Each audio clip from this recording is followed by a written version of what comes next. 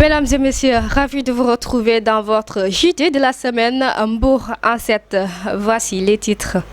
Flambée de la Covid-19 à Mbour, une mobilisation communautaire pour sortir de la zone rouge.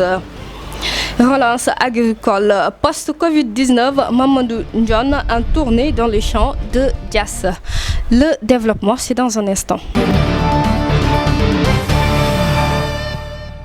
La flambée des cas de Covid-19 notée dans le département d'Mbour depuis le mois d'août fait réagir toute la communauté.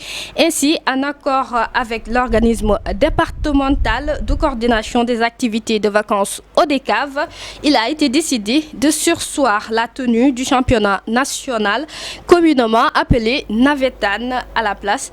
La structure va mener une vaste campagne de sensibilisation. Toujours pour faire respecter les gestes barrières, l'autorité administrative compte convaincre la collectivité mandingue à renoncer à la tenue de son programme culturel du mois de septembre, ponctué par la sortie du camp courant. Pour le préfet qui a présidé un CDD spécial, la communauté peut réussir ce pari de sortir le département de la zone rouge. Voici le préfet Mortaletine, il est au micro de Pape Diop. Merci. En tout cas, cette réunion nous a servi de prétexte pour partager avec les acteurs communautaires la situation de la pandémie dans le département de Mbour.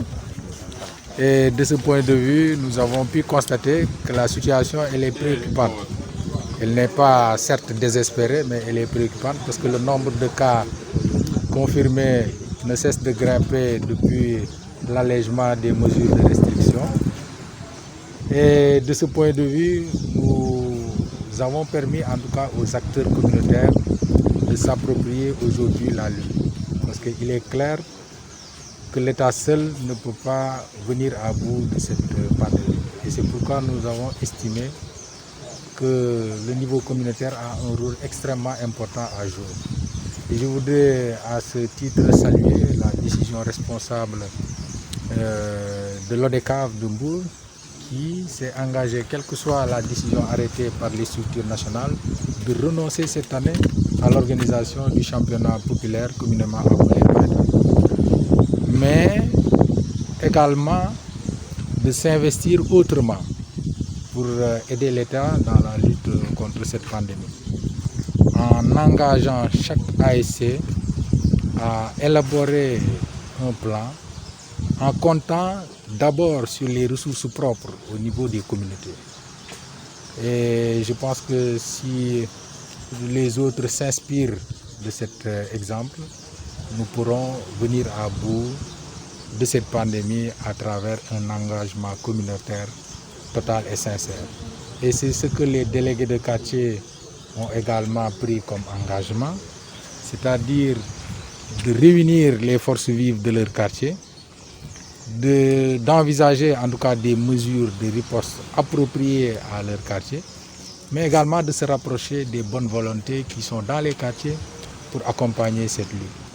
Les Badjanougor également ont rejoint cette lutte et je pense que tous ces efforts combinés, à côté des initiatives déjà mises en œuvre par les services de l'État, notamment les forces de défense et de sécurité à travers des patrouilles, ces actions en tout cas et ces initiatives pourront nous permettre d'inverser la tendance haussière notée depuis quelque temps en ce qui concerne le... Comme je l'ai dit tantôt, alors nous aurons des échanges avec les responsables de cette organisation et ensemble je pense que nous pourrons envisager des mesures et des décisions surtout qui vont mettre à l'aise tout le monde. Comme je l'ai dit, donc le moment venu, on verra avec eux. De toute façon, tout le monde sait qu'aujourd'hui, la situation exige que l'on mette de côté tout ce qui est activité qui rassemble un nombre important de personnes. Et comme nous l'avons tous constaté, Mbour fait partie malheureusement des départements où la maladie ne cesse de progresser. Et ce genre de rassemblement ne fait que, en tout cas, faire progresser la maladie. Et c'est pourquoi je pense que la communauté Mandeng, en tant que communauté responsable, saura être aux côtés de l'État dans le cadre de cette riposte. La Covid-19 continue sa progression fulgurante dans notre pays. Et à ce jour, plus de 12 000 cas d'infection sont notés. Toutefois, les autorités se projettent déjà sur l'après-Covid. Ainsi, 4 champs sur la quinzaine ont été visités par le directeur général du COSEC dans la commune de Diass, dans le cadre de la relance de l'activité économique post-Covid-19. Après avoir aidé dans l'accompagnement en semences, engrais et équipements agricoles, des hommes et des femmes de différents villages de la commune de Diass pour l'exploitation d'au moins 50 hectares pour la culture d'arachide et pastèque, Mamadou Ndione promet de visiter les jours à venir les périmètres des autres villages. Le directeur général du Conseil sénégalais des chargeurs COSEC, Mamadou Ndione, est au micro de Djibi Saliou. Ouais, il s'agit d'un programme, disons, de relance agricole post-Covid pour la commune de Diass. Ce programme s'inspire d'abord de la vision du chef de l'État qui, comme nous le savons, après la phase de riposte contre la Covid-19, a fini de lancer ce que le chef de l'État appelle le programme de relance économique et sociale. C'est un programme qui s'articule d'abord autour du secteur primaire, composé de l'agriculture, de la pêche et de l'élevage. À l'instar donc de l'État central, il était normal qu'au niveau local, qu'en tant que cadre, n'est-ce pas, cadre sénégalais, il était normal que je puisse descendre à la base pour accompagner les jeunes et les femmes, notamment dans un programme de relance agricole qui, grosso modo, tourne autour de 50 hectares avec des cultures d'arachide et de pastèque. Et la philosophie de cette initiative, c'est quoi? C'est simplement de se dire qu'à l'issue maintenant de la phase, n'est-ce pas, d'exploitation, phase durant laquelle je les ai accompagnés en semences, en engrais et en matériel agricole. Donc à l'issue de cette phase d'exploitation, les produits qui sortiront de cette exploitation seront répartis entre les volontaires, n'est-ce pas, qui se sont occupés des champs, mais également un fonds, n'est-ce pas, qui va servir de tremplin pour la mise en place d'une sorte de mutuelle, n'est-ce pas. Ce sera un fonds d'amorçage qui permettra à ses membres, n'est-ce pas, de faire ce qu'on appelle du crédit revolving entre les membres. Et derrière ce crédit revolving, il y aura d'autres types de projets, de micro-projets à l'échelle de chaque village. Donc c'est ça la philosophie qui sous-tend cette activité. Mais encore une fois, c'est une activité qui s'inspire de la vision du chef de l'État, qui a déjà lancé cet appel puissant pour la reforestation du pays, mais également pour la relance agricole du pays, n'est-ce pas. Donc c'est surtout cela. Et je me réjouis de l'excellent travail qui a été fait par le comité qu'on a mis en place, conduit par Djibi Seck, avec des jeunes très dynamiques, n'est-ce pas, tout autour de lui. Et ce comité a fait un travail excellent de suivi. Grosso modo, il y a 10 champs, une dizaine de champs, avec un cumul de 50 hectares, avec des jeunes et des femmes comme cible prioritaire, n'est-ce pas, jeunes volontaires qui s'activent au niveau de ces champs. Pourquoi vous sur l'arachide? Oui, pourquoi l'arachide? Parce que déjà c'est une spéculation qui, disons, qui n'a pas de déchets au sens large du terme. Parce que la graine est utilisée, la coque est utilisée, mais surtout tout ce qui est produit dérivé, n'est-ce pas, qu'on peut utiliser au niveau de l'élevage. D'autant plus que nous sommes dans une zone agro-silvopastorale, parce qu'au niveau de Diass, il y a beaucoup de personnes qui s'activent dans l'élevage, de chèvres, de vaches, de moutons. Mais également, donc c'est pour les accompagner davantage, pour créer une sorte de, disons, d'économie centrée, auto-centrée et auto-entretenue entre les membres, n'est-ce pas. Donc, mais il n'y a pas que l'arachide, il y a également les pastèques, parce qu'il y a des zones où c'est la pastèque qui peut être le mieux utilisée. Donc, grosso modo, c'est une initiative pour cette année qui va s'appuyer sur les produits issus de cette activité pour relancer d'autres secteurs d'activité, notamment l'élevage, notamment tout ce qui est aviculture, etc. Donc, nous devons comprendre que nous vivons un moment important avec la Covid-19 qui est encore là. Voilà, qui est encore là, qui nécessite des gestes barrières, mais également qui nécessite une certaine intelligence économique pour davantage relancer notre économie à partir du secteur primaire, mais également à partir des autres secteurs. Donc nous sommes dans ça et c'est la raison pour laquelle je me réjouis de la parfaite compréhension de la démarche par les populations, mais démarche encore une fois qui s'inscrit en droite ligne de la vision du chef de l'État. Si à Diass, l'on dessine des perspectives heureuses pour la relance de l'économie à Mbour, les chauffeurs et receveurs de minibus Tata continuent de rouler sur des lignes de difficulté. En effet, les chauffeurs et receveurs minibus Tata du département de Mbour sont très remontés contre le ministre des Transports Omar Youm et leurs opérateurs. Ces acteurs du transport disent n'avoir pas reçu leur fonds du Covid.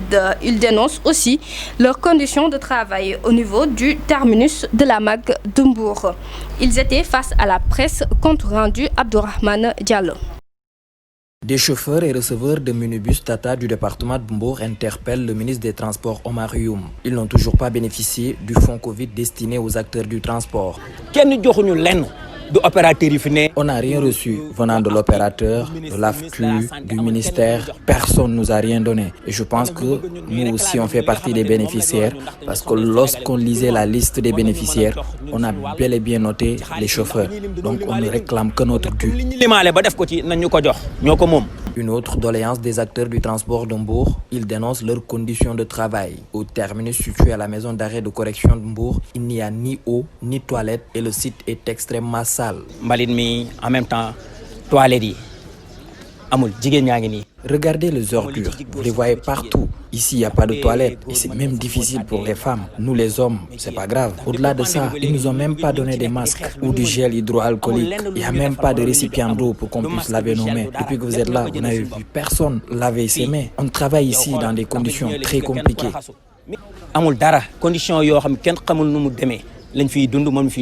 Ces chauffeurs et receveurs de minibus Tata du département de Mbour ajoutent aussi que leur salaire est minime. Ils n'ont même pas de prise en charge sociale. La pandémie de la Covid-19 semble reléguer au second plan les autres urgences, celles d'ordre environnemental notamment. Pour autant, l'Église catholique ainsi que la communauté verte à Popenguine n'ont pas oublié le réflexe élémentaire de reboisement. En Gazobile, l'Église s'est mobilisée pour reboiser le domaine du petit séminaire. Abbé Clément Ndiaye invite les chrétiens à préserver la nature. La réserve naturelle de Popenguine a été également reboisée par les populations des 8 villages qui l'entourent. Reportage Mamadou Diop et Mohamed Tchomban. Sur initiative de la Caritas et en partenariat avec les œuvres du diocèse de Dakar, une semaine de reboisement est programmée au domaine d'Ngazobile. Plus de 2000 pieds y seront plantés car selon Abbé Clément Ndiaye, le domaine d'Ngazobile est fortement menacé par une déforestation. Ils sont là dans le cadre de renforcer la forêt, j'allais dire le domaine d'Ngazobile, qui, nous le savons tous, est menacé de plus en plus par une déforestation. Alors nous sommes là pour une semaine avec les jeunes de la Petite Côte, dans le cadre de donner encore à cette nature sa raison d'être, puisque tous sont unanimes que ce domaine, cette propriété est d'une grande utilité dans la zone. Ce même programme de reboisement a été fait dans la réserve naturelle de Popenguine qui a une dimension de 1009 hectares. Mais cette fois-ci, ce sont les populations des 8 villages qui entourent la réserve qui vont exécuter le projet. Quand je sortais de moi, je voyais une montagne verdoyante, une montagne touffue vraiment, une montagne pleine d'arbres. Et maintenant, par rapport à ce qu'on voit maintenant, c'est une montagne qui a tendance à se désertifier de plus en plus. Et ça, c'est la main de l'homme qui est dedans. C'est l'homme qui coupe les arbres. C'est l'homme qui fait des coupures abusives de bois. Et ça nous remet au désert qu'on est en train de vivre actuellement.